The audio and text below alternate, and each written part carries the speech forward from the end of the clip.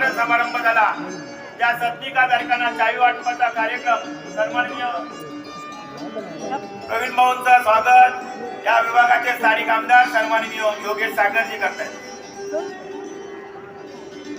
श्वेतांबर चारकोप श्वेतांबर इमारतीच्या सत्निकाधारकांना चावी वाटपाचा कार्यक्रम महाराष्ट्र राज्याचे मुख्यमंत्री सन्माननीय देवेंद्र फडणवीस साहेबांच्या शुभास्ते होते।